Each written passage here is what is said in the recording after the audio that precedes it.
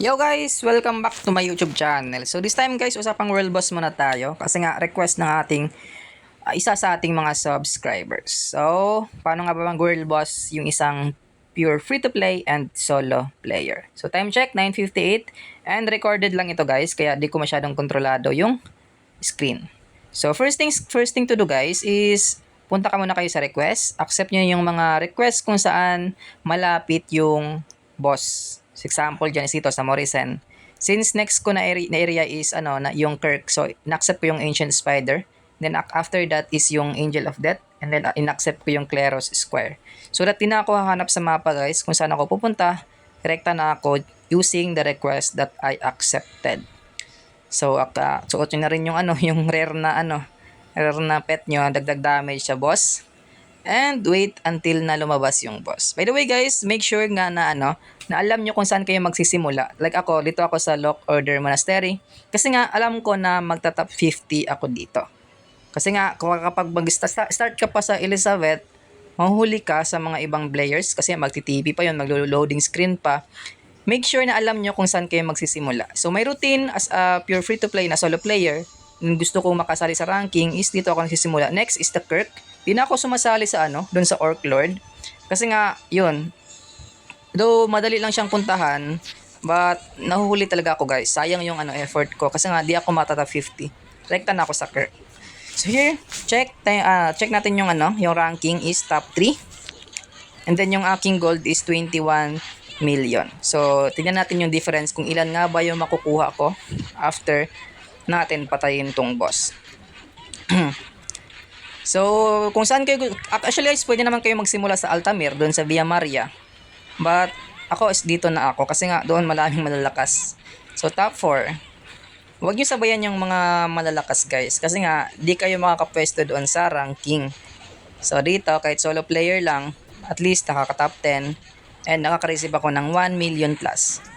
So yun, di ba? Patay na agad yung Orc Lord. I mean sinisimulan na yung Orc Lord. So kung doon ako next na pupunta, lugi na kasi may nakastart na. Yan, patay na si Altamir. Top 6. And then top 7 na, 'di ba? Kahit ako yung nagsimula, nahuhuli pa rin kasi nga lugi talaga sa mga spender. But tamang pwesto lang, tamang start lang, tamang pwestuhan lang sa kung saan tayo magsisimula is na makakasali pa rin sa ranking and makakatanggap tayo ng above million na crowns. So 21.6. Tingnan natin kung ilan yung matatanggap natin, guys. Yun, 21.6 naging 22.9. So 1.3M and then sa ranking sa ranking sa pagpatay ng boss is nasa rank 7. So instead, tingnan niyo guys, is instead na titipi ako sa mapa, titipi na lang ako sa request. So if tatanggapin ko yung request, rekta yan doon sa Ancient Spider which is malapit sa Kirk na boss. Medyo lag pa nga yung cellphone ko guys, oh.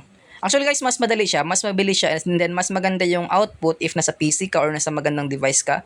But since pinanindigan natin na cellphone lang tayo naglalaro, then I will record it in the cellphone so that you can relate kahit sa cellphone lang na nakakasali pa rin sa ranking, and then kahit lag is nakakasali pa rin. So here, andito na siya sa Ancient Spider na area. So di siya doon sa guys, sa save zone.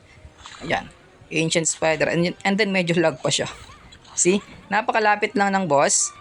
So compare na doon ka magsisimula sa doon sa teleport area. So dito na ako sa Ancient Spider na request. Then ilang hakbang na lang is Kirk na. And then partida medyo lag pa siya.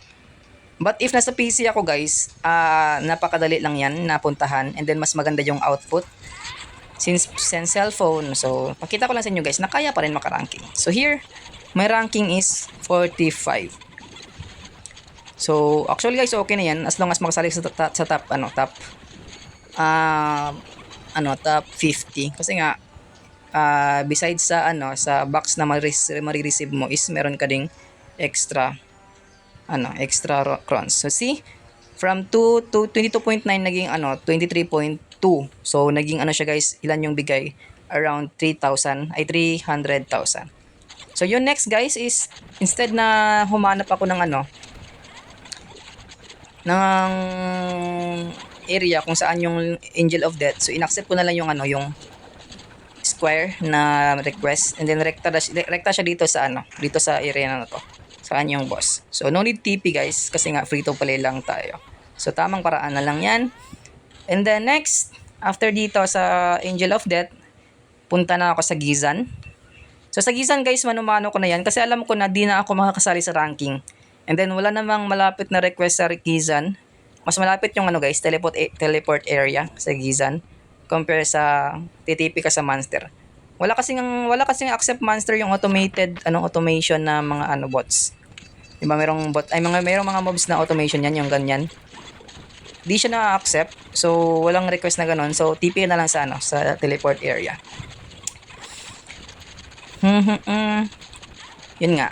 Kasi nga nakakahabol pa rin kasi kahit ma-delay ka, di ka rin naman makakasali sa ranking. Kasi nga, yan, usapang malalakas na yan dito. Start sa Gizan.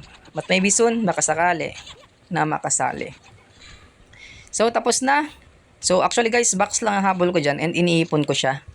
Same sa Black Dragon.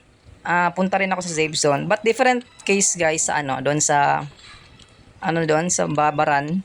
Iba yung ginagawa ko rin guys. Stay tuned kasi nga iba yung trick ko para makapunta doon. So isang mabilisang fast forward lang. Medyo lag pa yan guys. Pero kahit ganun is nakakasali pa rin sa World Boss. Importante yung box guys kasi nga meron siyang bigay. And then iniipon ko akin para mas maganda talaga. Hindi masakit compare sa iniisa-isa lang. Actually guys, antok na ako dito guys. Antok na ako dito. Pero record pa rin kasi nga para ma-share ko sa inyo kung anong pwede natin gawin. Anong ibang paraan para makasali tayo sa boss nang di nahuhuli.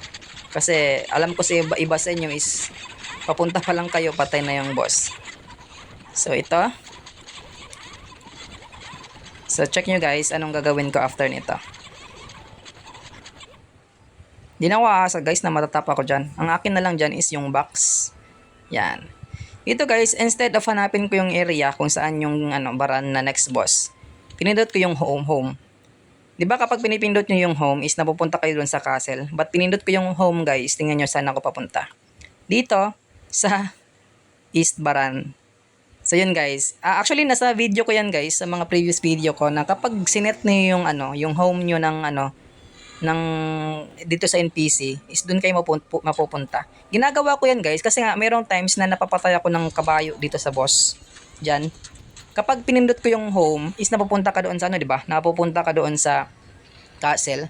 So pindutin niyo lang itong guys, itong home. Kapag napatay kayo, pindutin niyo yung home, napupunta kayo diyan. No need na magbalik pa kayo TP sa area na to. Kaya nga ginagawa ko yan sa East Baran kasi nga malapit lang yung boss. Kahit mapatay ako ng boss, nakaka-respo agad and then sayang naman yung box kapag di ka nakasali, di ba? Dahil lang sa TP. So, yun lang guys. Sa ibang area, accept kayo ng request na malapit sa area. Then TP kayo dun guys. Sa Demon Lord, di na ako sasalig dyan guys kasi nga masyado nang nakakapagod. So, yun lang guys. Thank you and tapos na pala. By the way guys, if umabot kayo sa part na to, I just want to promote my creators page kasi nga baka kumati yung kamay ninyo and then nakapagtalpa kayo, baka pwedeng pa-support naman po. Make sure that yung total support na ibibigay ninyo is 10,000 so that meron kayong sure coupon na matatanggap. So the link guys, I will be putting it in the description below. And then don't forget to like and subscribe guys. Please. Thank you so much.